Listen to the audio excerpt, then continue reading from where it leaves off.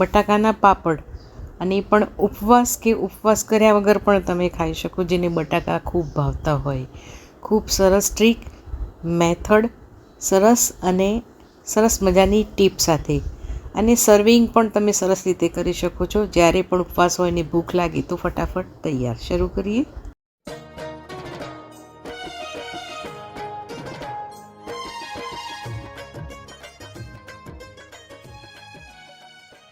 નમસ્તે મિત્રો, હું છું માયા દીપક 22 યુટ્યુબ ચેનલમાં આપ સૌનું સ્વાગત છે.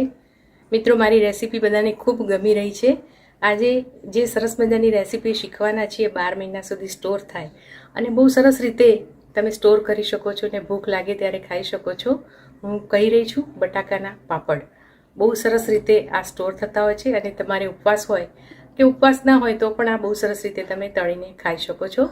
પણ એ પહેલાં મારી ચેનલ સબસ્ક્રાઈબ ના કરી હોય તો માયા દીપક 22 યુટ્યુબમાં જઈ સબસ્ક્રાઈબ કરો, લાઈક કરો, શેર કરો, કોમેન્ટ કરો અને બાજુમાં રહેલા બેલ આઇકોન પર ક્લિક કરશો તો ઓલ બટન આવશે અને એ દબાવશો તો મારા સંગીતના અને રસોઈ કળાના વિડીયો તમને સૌથી પહેલાં મળશે.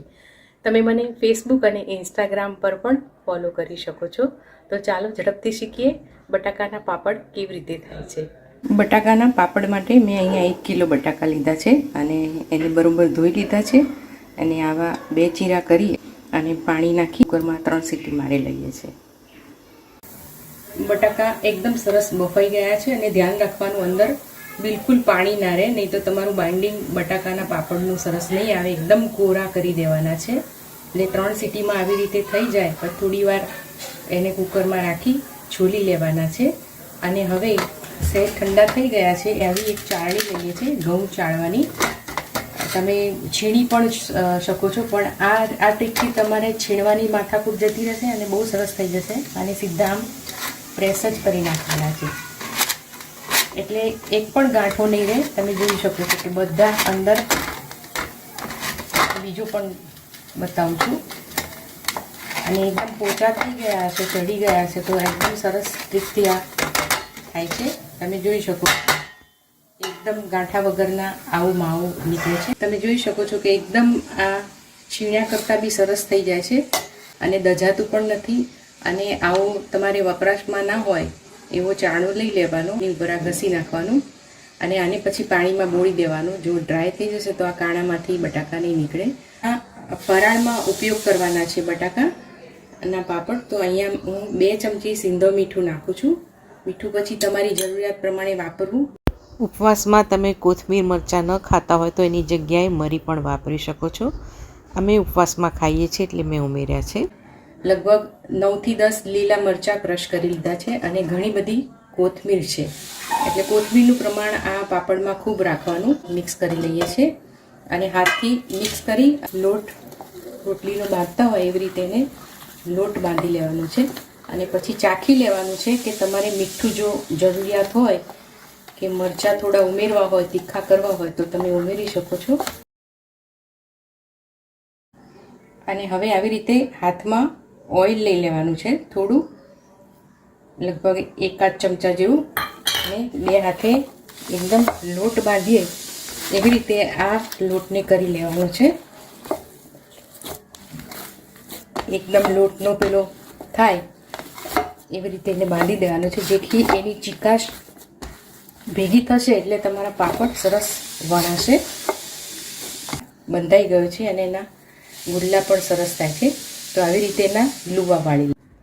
તમારી પાસે આવું મશીન હોય પૂરી દબાવવાનું કે પાપડનું, કોઈ પણ મશીન ઉપર આ પ્લાસ્ટિક જે મેં ગ્રીસ કરેલું ઓઇલથી એક મૂકી દેવાનું છે અને આવી રીતે ગુલ્લું લઈ અને ફરીથી આમ મસળી લેવાનું છે અને ફરીથી એને આમ પ્રેસ કરી લેવાનું છે. અને ત્યારબાદ એક ઉપર ગ્રીસ કરેલો પ્લાસ્ટિકનો કાગળ પાથરી અને બિલકુલ હળવા હાથે પ્રેસ કરવાનું છે, કારણ કે આ પાપડ બહુ જ પાતળા થઈ જતા હોય છે જલ્દી. તમે જોઈ શકો છો મેં સહેજ જ દબાવ્યું છે અને આવી રીતે આ પાપડ તૈયાર થઈ ગયો છે. અને હવે એને ઉખાડવા માટે સીધો હાથ ઉપર પણ તમને ફાવે તો લઈ શકો છો, અને નહીં તો તમે જે પ્લાસ્ટિક પાથર્યું હોય તડકે એની ઉપર તમારે હું બતાવું છું એવી રીતે ઊંધો કરીને પાથરી દેવાનું છે. તમે જોઈ શકો છો કે આને મેં ઊંધો કરી દીધો અને બિલકુલ હળવા હાથે પાપડ તમારો આવી રીતે કોઈ દિવસ ફાટશે પણ નહીં અને બહુ સરસ રીતે થઈ જશે. તો તમે આવી રીતે આ પાપડ કરી શકો છો. તમારી પાસે મશીન ન હોય તો આવી રીતે ગુલ્લું મૂકી અને આ પ્લાસ્ટિક મૂકી અને આવી કોઈ વાટકી હોય એનાથી તમારે પ્રેસ કરતા રહેવાનું છે, જેથી કરીને તમારો પાપડ સરસ થઈ જશે. આવી રીતે હાથથી પણ થેપીને તમે કરી શકો છો. તો મશીન ન હોય તો પણ તમે આ પાપડ કરી શકો છો. આ પાપડ સરસ થઈ ગયો છે અને હવે આપણે બીજા બધા કરી લઈએ પાપડ. આ બધા પાપડ મેં આ રીતે કરી લીધા છે. સુકાવા દઈએ. તડકામાં સરસ તડકો અડશે તો સરસ રીતે સુકાઈ જશે ને તમે ઘરમાં પણ સૂકવી શકો છો. મેં ઘરમાં પંખા નીચે સૂકવ્યા છે, કારણ કે આ ઝડપથી સુકાઈ જતા હોય છે, પાતળા હોય છે એટલે. અને લગભગ 3-4 કલાક થાય એટલે એને ઊંધા કરી દેવાના છે, જેથી કરીને પાપડ તમારા જલ્દી સુકાઈ જશે. એટલે ભીના હોય ત્યારે ઊંધા નથી કરવાના અને હાથમાં આવે ત્યારે જ ઊંધા કરવાના છે. તો આને હવે સુકાવા દઈએ. તો મિત્રો, આ બટાકાના પાપડ જે કરેલા એ 1 દિવસમાં જ સુકાઈ જાય છે. તમે ઘરમાં સૂકવો તો 2 દિવસ લાગતા હોય છે અને ઉપર સીધા તડકામાં 1 દિવસમાં સુકાઈ જતા હોય છે. અને જોઈ શકો છો કે બહુ જ સરસ થયા છે. તમે જોઈ શકો છો. અને તૂટ્યા પણ નથી એકે. તેલ આવી ગયું છે. ગેસ ધીરો કરી દઈએ. આપણે એક પાપડ એમાં નાખીશું. આ પાપડ બહુ પાતળા હોય છે એટલે બહુ વાર એને રહેવા નથી દેવાના. જસ્ટ ખાલી આ વ્હાઈટ થઈ જાય આવી રીતે એટલે એને ફેરવી અને લઈ લેવાના છે. તમે નહીં તો બહુ વાર રાખશો તો લાલ થવા માંડશે, કારણ કે બટાકા હોય. અને એને બહાર કાઢ્યા પછી તરત જ એ ડીશમાં મૂકશો એટલે તરત જ કડક થવા માંડશે. એને સર્વ કરીશું બહુ સરસ રીતે. મેં અહીંયા કાકડી લીધી છે, ટામેટાં લીધા છે, કોથમીર નાખી છે અને એક ગ્રીન મરચું ઝીણું કાપીને નાખ્યું છે અને મીઠું ઉમેર્યું છે. સિંધવ મીઠું છે, કારણ કે ફરાળમાં ખાતા હોઈએ છીએ. તો તમે સિંગદાણા પણ ઉમેરી શકો છો અને દાડમ પણ ઉમેરી શકો છો. ફરાળમાં જે ટોપિંગ્સ વપરાતા હોય એ બધું તમે ઉમેરી શકો છો. અને આને હવે પાપડ ઉપર સ્પ્રેડ કરી દઈએ છીએ. છે ને સરસ મજાનું. અને એમનેમ પણ તમે ઘરમાં બનાવીને આવી રીતે રાખો તો ભૂખ લાગી હોય તો વાંધો નથી આવતો. તમે આ રીતે ખાઈ શકો છો. જોઈ શકો છો પાપડ તૈયાર છે. તમે આ આખો પાપડનો વિડીયો જોયો એ બદલ આપ સૌનો ખૂબ ખૂબ આભાર. Thank you for watching. ફરીથી મળીશું રેસીપીના એક નવતર પ્રયોગ સાથે. Thank you for watching.